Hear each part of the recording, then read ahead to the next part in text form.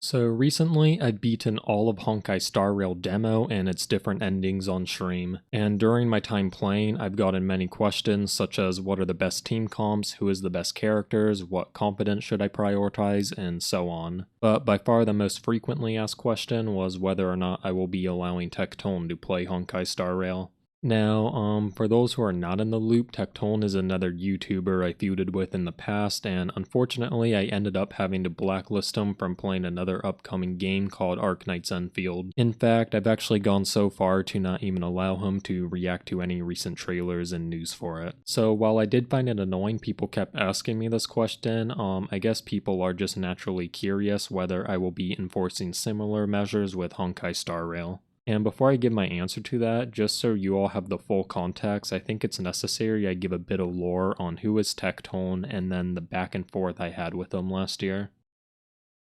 So like me, Tectone is a theory crafter, and he is well known for inventing the anime mobile gaming subgenre of theory crafting. And while he was for sure an authoritative figurehead in the space for feats such as defining the Sinnoh PvP meta or inventing the most optimal Arknight space builds and terminology, where he really made a name for himself was his ability to just intellectually embarrass other theory crafters on the global arena. Simply put, Tectone did not shy away from heated debate, and he would easily run circles around lesser minds and then proceed to engage in self-masturbatory analysis on how he intellectually outpaced his competition. Here's an instance he boasted about winning a Genshin Impact meta debate on the character Zhongli in a mere 3 sentences. So I went into this conversation with this guy, and I completely blew him out of the fucking water in like 3 sentences, and then the dude rambled for like 45 minutes. And for those curious, here are the 3 to 4 sentences Tectone masterfully constructed that stumped his adversary. It's like, let's say you're in love with this girl, right? And you're excited, and then all of a sudden she comes to your high school. You know, you're both 18 now. You got big old titties. You fall in love. You date for like 9 months. The moment y'all are about to bang, your buddy says, "Yo, I heard she has chlamydia," and then now the whole experience for sex is off, and now you both limp and you don't know what to do anymore. So it's like, well, I agree that it is very important to warn people about the free-to-play experience, being like, oh, be careful with your money. And you're also killing the buzz a little bit. And then the rest of this debate is just insufferable rambling by the other guy who clearly just couldn't engage in good faith with the chlamydia analogy. Like, he basically admits that him and his team didn't test HP artifacts on Zhongli. We've heard some stuff. People came to me last night. They said, hey, why don't you try maxed out flower, 20% HP percent cup for a pure HP and see what you think about it. We're going to take a look into this. We're going to see what we're going to do. This is kind of embarrassing considering every ability this character has is telling you to build for HP. Like, don't get me wrong, doing Excel wave dash calculations is truly vital info to collect, but first one must master basic reading comprehension before diving into those more advanced theory crafting methodologies. And had it not been for Tectone's truly next level chlamydia opener analogy, we would have never seen such basic negligence in theory crafting exposed in such an epic way. I completely blew him out of the fucking water. Now, naturally, Tectone being so obviously the smartest theory crafter in the anime mobile gaming sphere gained him a lot of haters and people trying to pounce on any falter he may make. For example, when the character Ganyu released in Genshin Impact, Tectone made the bold claim that she was not a main DPS. Amos Bow, it's meant to be used for Ganyu DPS, but Ganyu is not a main DPS.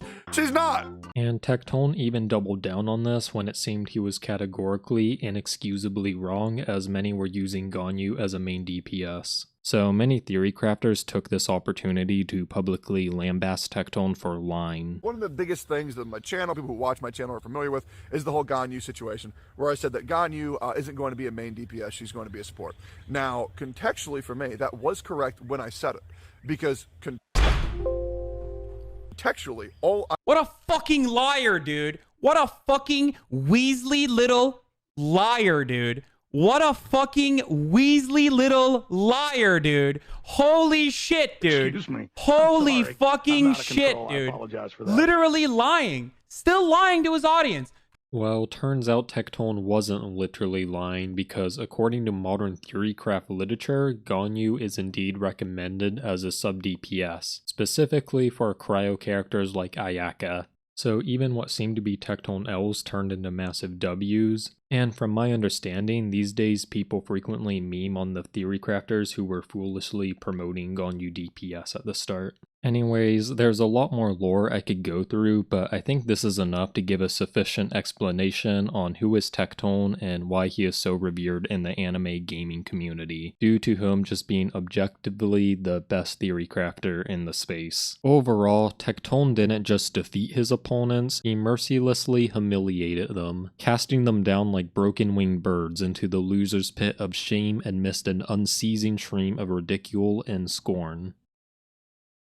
On March 24th of 2022, Tectone uploaded a video titled Huge Arknight's Enfield Controversy, and this was pretty much just a way to bait Arknight's theory crafters to respawn and then proceed to get dunked on. Now, as someone doing Arknight's guides at the time, I just had to take this bait because I knew it would be an easy W for me personally. Though thus far I'd complimented Tectone on being smart and a good debater, I was only doing that in reference to the anime mobile gaming theory crafter space.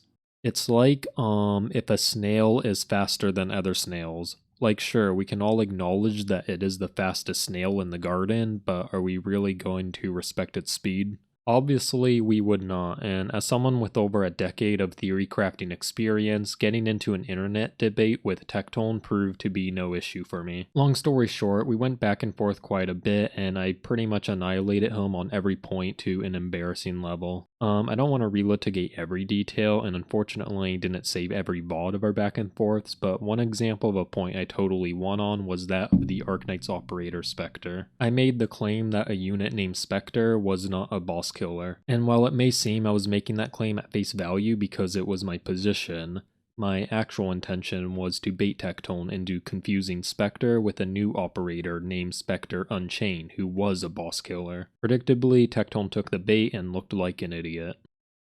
But basically, Tectone is stupidly petty about being wrong on this one, and it's just not surprising. This is the same guy who still can't admit that Spectre is not a boss killer. Bro, I'm literally telling you, you put Spectre, Google it. After all. Arknights. You can literally kill any boss. Look, Spectre the Unchained skill 2 versus all bosses. I don't know what y'all talking about. Where? Killed that boss real easy. Watch this. Hey, Chad, am I crazy? Am I crazy, or is that boss dead? He baited you, bro.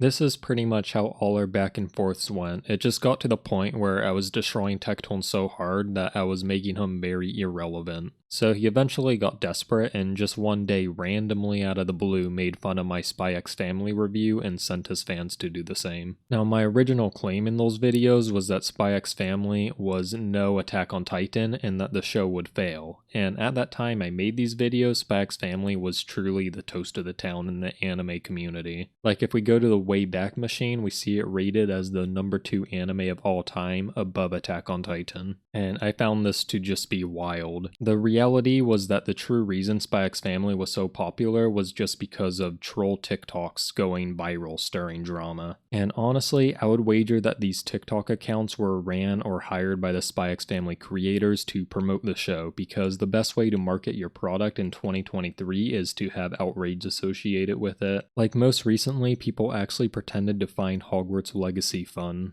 And honestly, this has been my main issue with Tectone all along. It just really ticked me off that he made fun of me for going against a popular opinion at the time. Like it's no different to what people did with him when they made fun of his Ganyu takes. And more annoyingly, I still get stupid people commenting on those videos saying, "Oh, this aged terribly," when actually they did not. As of today, Spy X Family has fallen all the way down to rank 71 on my anime list, while Attack on Titan sits at a comfortable rank 3. So turns out that Spy X Family was no Attack on Titan all along, and that it did indeed fail, as I would consider a, a 3,450% decrease in popularity, a complete, utter failure.